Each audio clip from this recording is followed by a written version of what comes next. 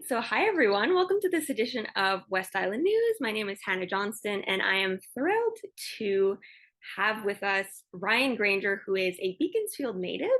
He is a world renowned dancer, choreographer, artistic director, and he is live from Cincinnati, Ohio, where he is on tour, actually, which we will talk about. He is the choreographer of RuPaul's Drag Race Work the World tour, which is actually arriving in Montreal on August 22nd, August 23rd at Salle Wilfrid Pelletier. I believe one of the shows is actually completely sold out. So if you want to go check it out, I would act as swiftly as possible to get to it. And thank you so much for joining me. How are you doing? Thank you, Hannah. Thanks for having me. No, I'm great. I'm just in Cincinnati on tour, and I'm looking forward to chatting with you. Perfect. So you just have you have such an extensive resume. It's so impressive. You have been on Ricky Martin's world tour as a dancer. You've danced next to Rita Ora, Gwen Stefani. You made an appearance on Glee. You've been in Julie and the Phantoms on Netflix, Cirque du Soleil. The list goes on and on. But I guess since you're a West Islander, we'll start with your origin story. So, where did you begin your dance journey? And did you ever have an inkling that something that might be just a fun extracurricular could really turn into this amazing career that you have? Yeah, so I kind of started late in the game. I was 16, and I had a friend, her name's Sasha. She was at a local dance studio, and she was like, "Hey, why don't you come take a class?" And I was like, that could be fun." So I ended up taking one class, and then I just got hooked. So yeah, it's kind of crazy to think that like 16-year-old Ryan has, progressed it over here because like dance was never a part of my upbringing. I mean, obviously you dance at school dances and stuff like that, but it never occurred to me that this would be, you know, where I'm at now. Um, but yeah, like 16 years old. And then from there, once I found out that you could get paid to travel the world and dance, I was like, sign me up. And then ever since, I just kind of like actively work towards being a professional dancer. And you're currently signed with an agency and a modeling agency. How did you sort of come into contact with them?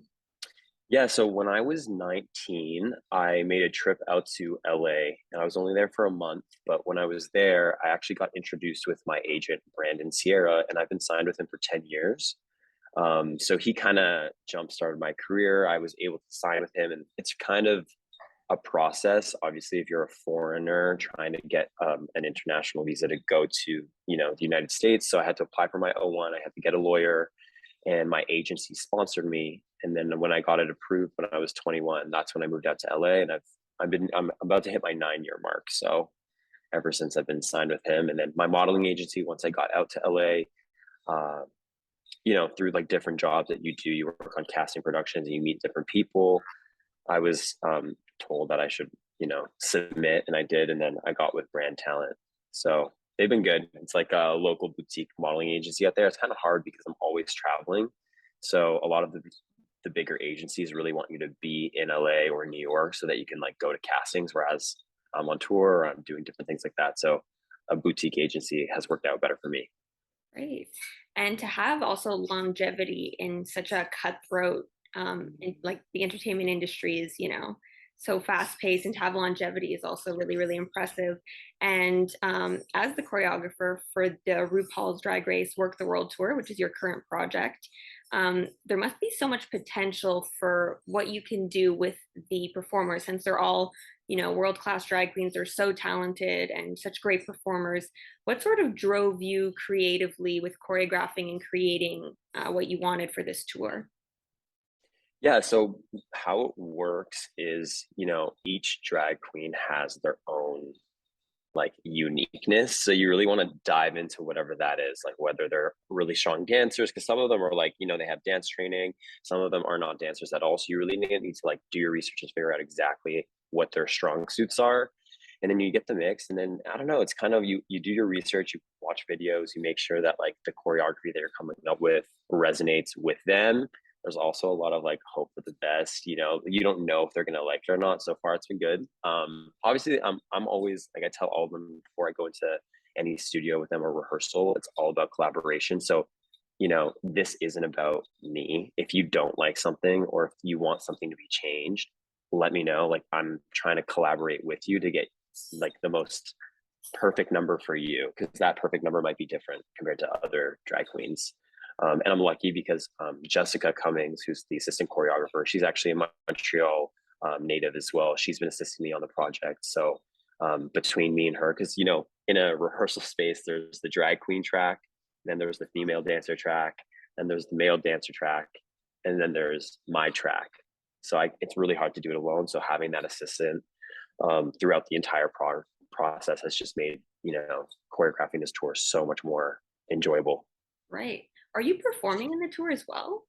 As a Yeah, so yeah. I'm choreographing and then I'm performing in it as well. When they said traveling all of Europe and all of Canada, the US, I was like, might as well throw myself in. Can't pass it up, exactly.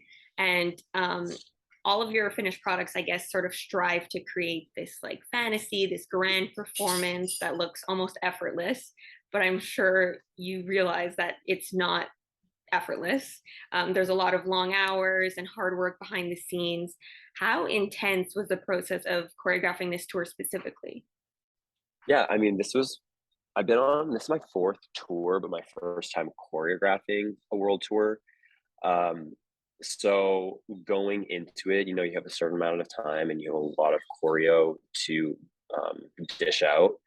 I'm trying to think, like, I mean, yeah, it's just going into the whole process. I really had to be focused on the timing and just like micromanage exactly what I'm teaching, when I'm teaching, because normally on a world tour, you have different choreographers come on to teach different routines. So it was just it was just micromanaging my time with Jess, really coming up with the best product for them. Cool. And as I was looking at your resume, obviously everything is so impressive. But for me personally, someone who loves fashion and the fashion industry, I thought it was so cool to see that you participated in the Dolce and Gabbana fashion show in Milan. Yeah, well, I was actually not there for a modeling gig. I was there for a dance gig. I was actually flown out to perform with a drag queen. Funny enough, this is before I even got involved with a drag queen. Her name is Violet Chachki, and it was really cool. We performed at the Dolce Gabbana after party and I got to meet Dolce and Gabbana themselves. Oh my gosh, that's so cool. And Yeah, obviously like constantly running in circles with, high profile celebrities, and there's a lot of attention that comes with that. And I guess a lot of large scale projects have a certain pressure maybe associated to them. How do you sort of mentally prepare yourself for these high pressure situations?